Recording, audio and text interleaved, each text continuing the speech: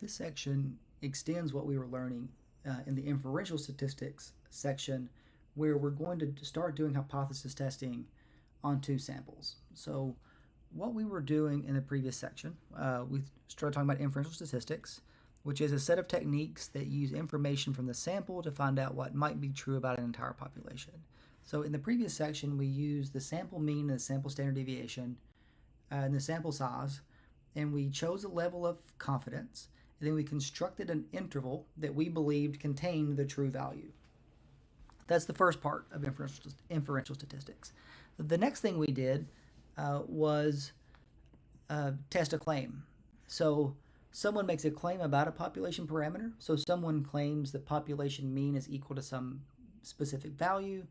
We use the data from our sample to determine whether or not that claim is consistent with the data. If the claim is consistent with the data, we fail to reject their claim. If what we observe is not consistent with their claim, then we can reject their claim. So that's the hypothesis testing portion. So again, we did this using the sample mean and sample standard deviation to test that hypothesis. And all of that depends upon the result from the central limit theorem, which says the sampling distribution of the sampling mean will be approximately normal with the same mean as the underlying population and a standard deviation of sigma, which is the population standard deviation, divided by the square root of n. So the sampling distribution of the sample mean will have the same mean as the underlying population, but the standard deviation of that sampling distribution will get smaller as our sample size gets larger and larger. And this is why our confidence intervals got narrower as our sample sizes increased. So when we're doing some hypothesis testing, we are more likely to reject the null hypothesis, assuming the null hypothesis is truly incorrect. We are more likely to reject it when we have large samples, because that gives us the most precise confidence intervals in the largest test statistics, so that we are more likely to reject the claim that was made. So reject, fail to reject based on what we observe. So now we're going to test whether or not two samples have the same mean. So instead of testing the true return for Microsoft is equal to 3%, now we can test the hypothesis that the monthly return for Microsoft is the same as the monthly return for Tesla. So the null hypothesis will now be one mean is equal to a different mean, and we'll use a very similar approach to test that hypothesis. Something we may be interested in, we know when you're looking for a house, school quality is a major determinant that people care about when they're purchasing a home. And we tend to see more expensive homes in areas with higher quality schools. So the hypothesis we may want to test is, is the average sales price in a district with a good school equal to the average house price in a district with a lower quality school? So the null hypothesis would be the two areas have the same mean sales price, alternative different sales price. We may want to compare the GPAs of athletes and non-athletes, those in fraternities and sororities to those not in fraternities and sororities, first-generation college students to non-first-generation college students. So these are all hypotheses. All of these would assume one mean is equal to another, and then we go through the process of determining whether or not we can reject that claim. The general process doesn't change. We write down the null and alternative, draw the rejection region, estimate the sample mean, sample standard deviation, estimate the test statistic, and when we draw the rejection region, that's where we would also determine the critical value for the test. But here we're going to estimate the sample mean, sample standard deviation, compute the test statistic. Remember that test statistic is our evidence. That's going to tell us the larger the test statistic, the further what we observe is. If what we observe is far from what they claim to be true, we will get a large test statistic. If what we observe is close to what they claim, the test statistic will be small. And we are more likely to reject their claims when our test statistics are large, because that means what we've observed is much further or much different from what they claimed. We did not do the p-value method But that's what we're going to do in this section because the p-value method is what Excel does when you use the functions. So we're going to use a t-test function and an f-test function in Excel, and it computes a p-value for us. But in a lab, I will walk you through what that p-value actually is and why we can use the p-value instead of the test statistic. And then state the result of the test. If the p-value is less than alpha, and remember that alpha is the significance level, so if we have 95% confidence, alpha would be 0.05. So if your p-value is less than 0.05, then you would reject the null hypothesis with 95% confidence. You could do this method if you want to, but it's an extra step that we don't need when we're doing the t-test and the f-test. So let's understand what we're trying to do with a two-sample significance test. So what we're doing here is comparing one group to the other. So let's say we have properties. Some of these properties are sold by franchised independent brokerage firms like RE/MAX or Keller Williams or Coldwell Banker, and other properties are sold by a local firm. Just say we have Stephen Locke Realty. That's not a real firm, but let's just pretend I have my own real estate firm and I list and sell properties. We want to know if those properties sold by the franchise firms are the same as the properties sold by firms like mine. Now, if they are actually the same, so if there is one distribution of sales price and both types of properties come from that distribution, then we would expect the sample means for the two types to be close together. So let's say there's home prices follow a single distribution with mean mu. Franchise brokerage, franchise listed homes and or homes sold by franchise brokers and homes sold by independent brokers, they all follow the same distribution. If that's true, we would expect the means to be close to the true value. So notice the franchise mean is less than the independent mean, but they're both close to the true single underlying population mean. So if franchise and independent properties have the same mean in the population, we would expect the sample means to be close together. And if that's the case, we will fail to reject the null hypothesis that the two means are the same.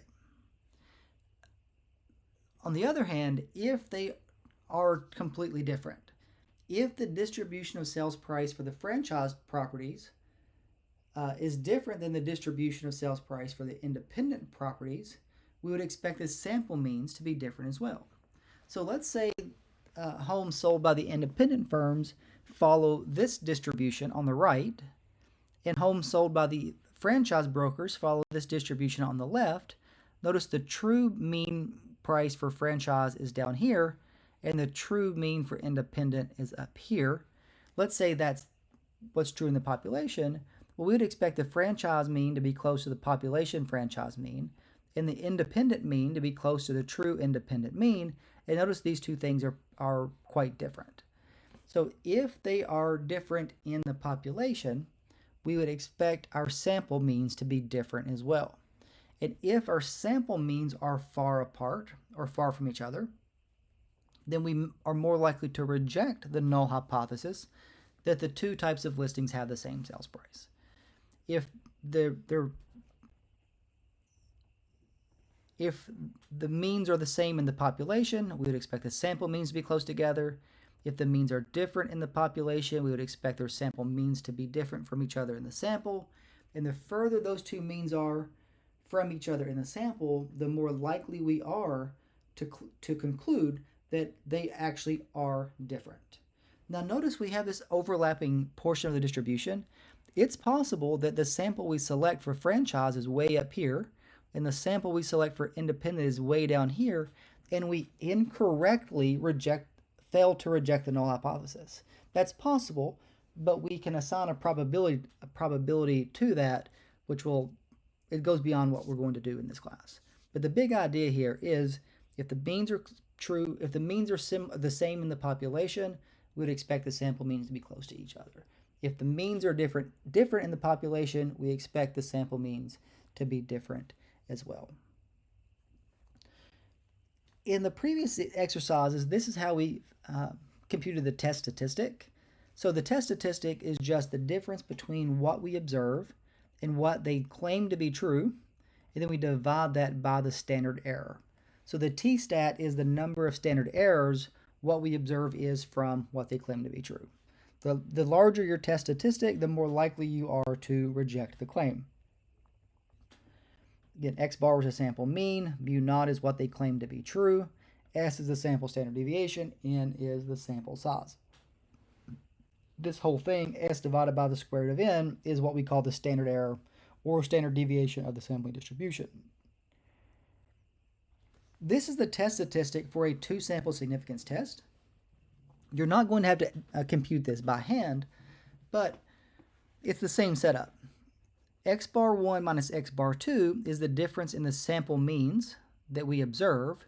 Mu 1 minus mu 2 is the difference that we claim to be true. We will always assume that this is 0 to make our life a little bit easier.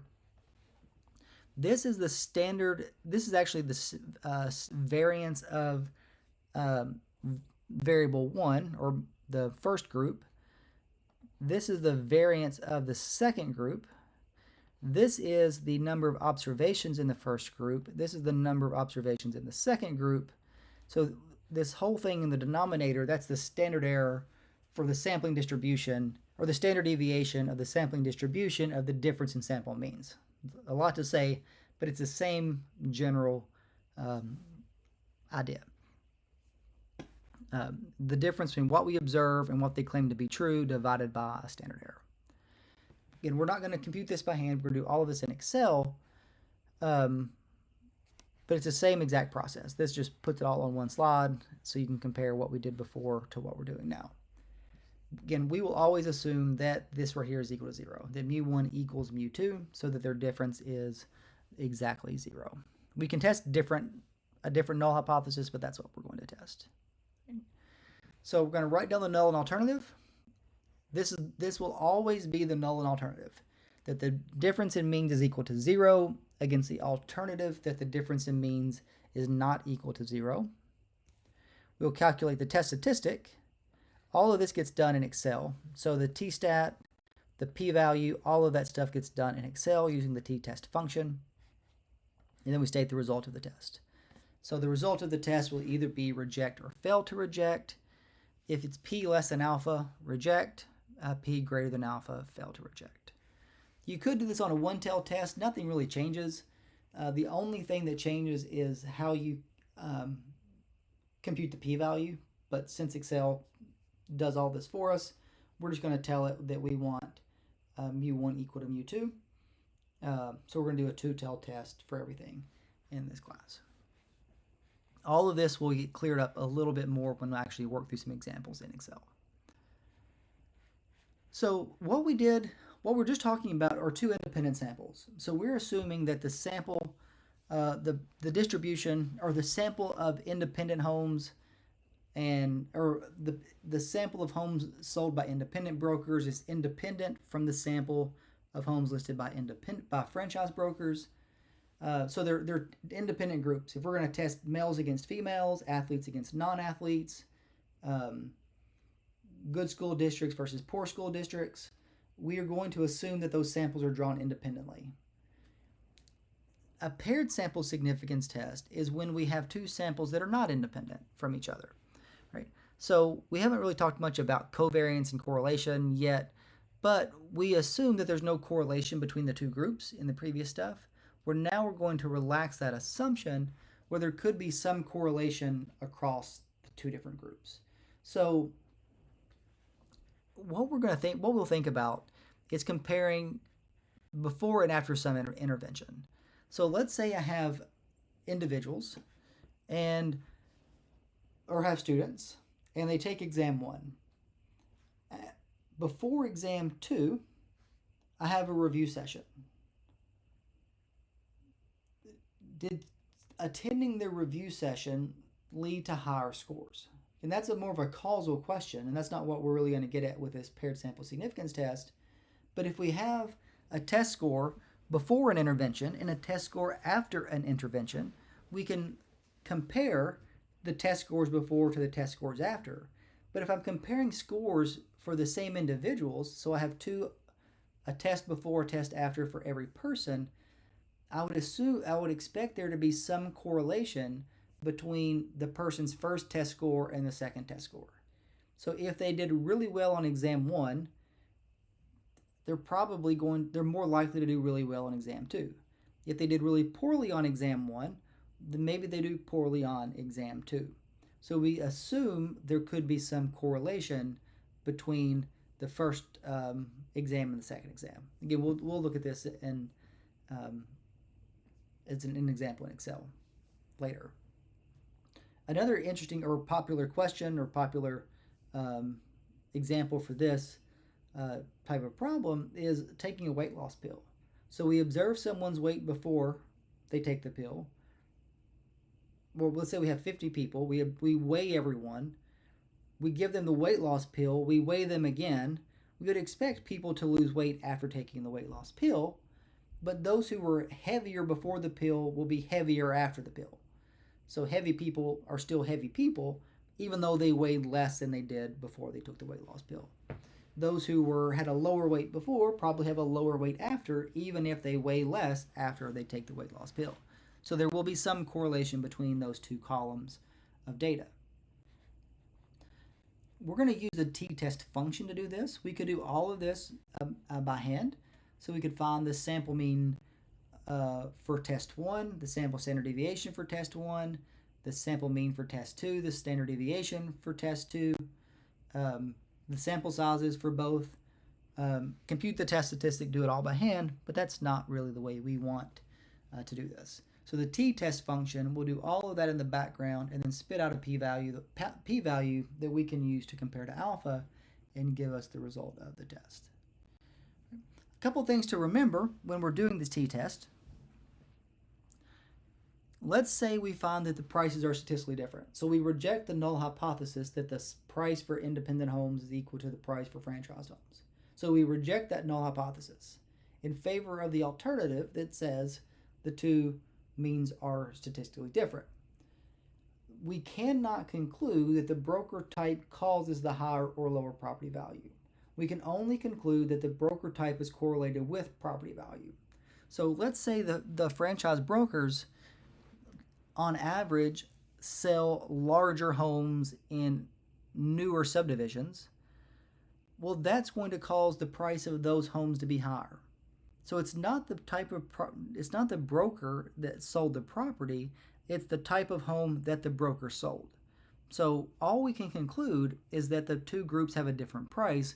We can't say that the broker type, franchise versus independent, is what actually caused that difference in property value. I actually have a paper in the Journal of Real Estate Finance and Economics that looks at a question very, very similar to that. A statistically significant difference does not mean the difference is economically significant. So just because we find that two groups have statistically different means, or we conclude that they have statistically different means, that does not mean that it's economically significant. We don't really care. It does not necessarily mean it's economically significant. We can find very precise differences. We can find very small differences are statistically significant, but it's because we have a ton of data. It's not really because it's a meaningful difference. Okay. Same is true about a weight loss pill. If you lose weight after you take a weight loss pill, it may not be that the weight loss pill caused you to lose the weight. Those who take a weight loss pill may be doing other things that would also lead to a decrease in the weight. So maybe they take the weight loss pill, but they started exercising. They started eating better. If those things all happen at the same time, we can't determine if it was the pill that caused them to lose weight or those other activities that caused them to lose weight. Causation is a very, very, very difficult thing to establish. So that's testing how we test the means. We can also test variances. So in the finance world, anytime you hear variance, you should think about risk. Every time with financial data, variance will be intimately related to the risk. The more variance something has, the more risky it is. So you may have two things that have the same uh, average annual return, but one of them has a significantly higher standard deviation. That means year to year, that one may be up or down more than the one with the lower standard deviation. So you can have consistent 3% returns year to year, or 3% um, return. Sometimes it's 2.5%, sometimes it's 3.5%, or you can have something with an average return of 3%. Sometimes it's 0%, sometimes it's 6%, but the average is still 3. So one of those is more risky than the other, even though they have the same mean. So variance is something we definitely need to think about. We can test whether or not two variables have the same variance using an f-test. So the t-test is what we use when we test whether or not one mean is equal to another mean. The f-test is what we use when we compare one variance to another variance. Same logic as before. If the population variances are the same, we would expect the sample variances to be similar. If the population variances are different, we expect the sample variances to be different. If they're different, sufficiently different, we reject the null hypothesis that the true variances are the same in favor of the alternative that the true means are different. So if we observe sample variances that are similar, we're less likely to reject this claim. Again, we use the f-test function. It's even easier to use than the t-test function. Again, p less than alpha, we reject the null hypothesis. So here's a quick example of Tesla versus Microsoft, where we have Tesla returns in blue, Microsoft returns in red. We can look at this graph and very quickly see that the variance for Tesla returns is higher than the variance in Microsoft returns. It also had a slightly higher average, but the variance is something that we really want to pay attention to. And there's a lot more variation in the month-to-month Tesla return than we have in the month-to-month Microsoft return. So in this case, if we did an f-test on the Tesla return and the Microsoft return, we would reject the null hypothesis that the two means. That means that the two variances are the same. And we'll work through some examples in Excel because all of this will make a lot more sense in Excel. And then I can sketch out what the p-value actually is so that we can be confident that our test statistic method and p-value method will produce the same results.